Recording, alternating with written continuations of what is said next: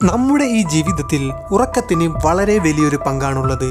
ഒരു മനുഷ്യൻ്റെ ഒരു ദിവസത്തിൽ 1/3 ഭാഗം ഉറങ്ങി തീർക്കാനുള്ളതാണ്. ഏകദേശം 6 മുതൽ 8 മണിക്കൂർ വരെ ഒരു മനുഷ്യൻ എന്തായാലും ഡെയിലി ഉറങ്ങണം. സോ കാര്യങ്ങൾ ഇങ്ങനെയൊക്കെ ആണെങ്കിലും ഉറക്കത്തിൻ്റെ ശാസ്ത്രത്തെക്കുറിച്ച് നമുക്കറിയാത്ത പല കാര്യങ്ങളും ഇപ്പോഴുമുണ്ട്.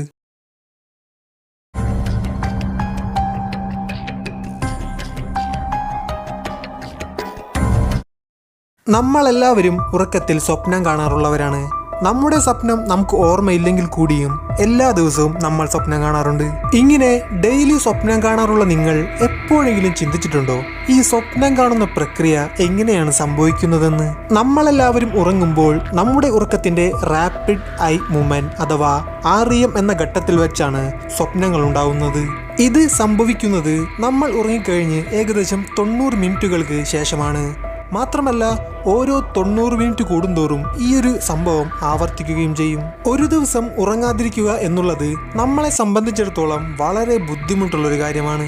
എന്നാൽ സാന്റിയാഗോയിലെ ഒരു ഹൈസ്കൂൾ വിദ്യാർത്ഥി ഏറ്റവും കൂടുതൽ സമയം ഉറങ്ങാതിരുന്നതിന്റെ റെക്കോർഡ് സ്വന്തമാക്കിയിട്ടുണ്ട്.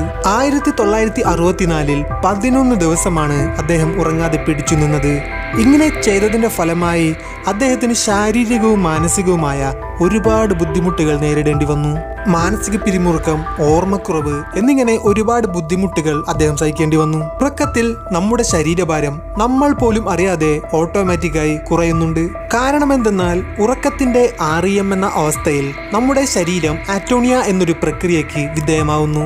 ഈ ഒരു അവസ്ഥയിൽ നമ്മുടെ പേശികളെല്ലാം തന്നെ തളർന്നു പോകും. നമ്മൾ കാണുന്ന സ്വപ്നങ്ങളിൽ നിന്നും നമുക്കോ നമ്മുടെ അടുത്തുള്ളവർക്കോ ദോഷം വരാതിരിക്കാനാണ് ശരീരം ഇങ്ങനൊരു പ്രക്രിയയ്ക്ക് വിധേയമാവുന്നത്.